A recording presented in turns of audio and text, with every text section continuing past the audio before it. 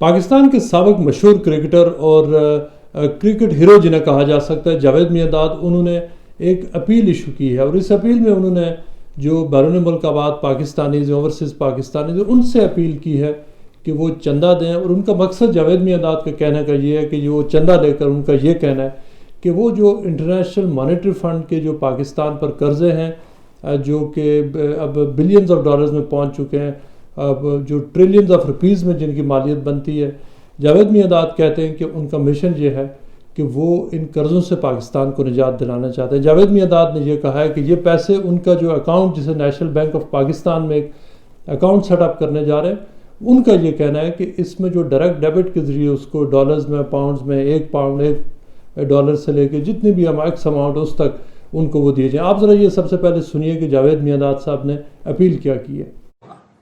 अब इस चीज को देखें कि हमें, मैं मानता हूँ हमारे लोगों ने पैसा जो है बहुत खाया, सब कुछ किया, अब छोड़ दें। मैं उनसे भी रिक्वेस्ट करता हूँ, जो मैं ये प्लान लेके आ रहा हूँ और जो मैं आप लोगों से एक भीख मांगने जा रहा हूँ, वो ये जा रहा हूँ कि जिनके पास पैसा भी है, खुदा के वास्ते अगर अपनी आखिरत सही करनी है तो ये पैसा तुम दे सकते हो तो दे दो, क्योंकि इस मुल्क को लूटा है, हर आदमी ने लूटा है, हर चीज, चलो अब वो भूल जाए।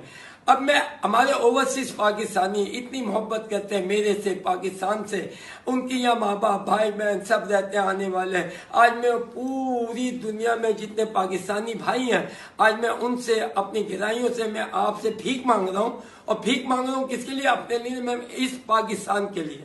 और भीख आप ना समझे, मगर एक तरीके से चैरिटी। मैं एक अकाउंट जो है वो खुलाऊंगा नेशनल बैंक ऑफ पाकिस्तान में, वो अकाउंट खुलेगा और वो इंटरनेशनल अकाउंट होगा। और मैं आपको यानी कि हल्फिया ये बात करना चाह रहा हूँ कि इस अकाउंट में से ये मेरे नाम पे होगा, मैं किसी को हाथ लगाने नहीं दूंगा। और ये पैसा जो मेरा जो मेन मकसद है वो ये है कि ये पैसा IMF का जो हमारे ऊपर लोन है, इससे हमने उतारना है। अगर आज पाकिस्तानी जितने भी ऑल ओवर द वर्ल्ड, उनसे रिक्वेस्ट करता हूँ, आपने हमेशा पाकिस्तान के लिए बड़ा साथ दिया, अब मुझे बहुत कुछ ऐसे नजर आ रहा है कि अब बड़ा मुश्किल हो जाएगा, तो मैं आपसे वन टाइम पैसा नहीं मांग रहा। मैं चाहता हूँ हर महीने अगर आप $1, $5, $100, जितने भी जो लोग हैं, देखिए अभी हमने डैम का भी पैसा इकट्ठा किया था, हो ही जाता आप लोगों से।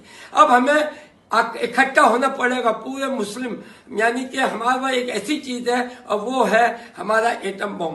और अगर आज हम दोबारा IMF या इनसे पैसा मांगने जाएंगे, मेरा जहां तक ख्याल है उन्होंने हमें न्यूक्लियर पावर से खत्म करवा के शर्त मानेंगे, क्योंकि अब शर्तें इतनी ऊपर चलेगी या इतने मार्कअप पे वो पैसा ले रहे हैं कि अब पाकिस्तान को कोई देने के लिए तैयार ही नहीं है।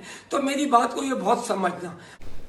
जावेद मियांदाद साहब का जो ओवरसीज़ पाकिस्तानी से जो उनसे अपील की है, ये इसको इस तनाजुर में जो ओवरसीज़ पाकिस्तानीज़ और बाकी पाकिस्तान के अंदर भी लोग देख रहे हैं कि इस तरह के वादे पिछले चंद दिनों में, पिछले हफ्तों में, पिछले कई सालों में बार बार होते रहे। जावेद मियांदाद साहब का ये कहना कि ओवरसीज़ पाकिस्तानीज़ IMF के जो कर्ज़े हैं वो उतारने के लिए मदद दें, ये हैरान कुन है, इसलिए कि इसमें ये क्लियर नज़र आ रहा है कि जावेद मियांदाद साहब की जो स्टेटमेंट है ये नेक नीयती पर मबनी है। इस बात से, इस हकीकत से इनकार नहीं किया जा सकता कि वो नेक नीयती से ये अपील कर रहे हैं।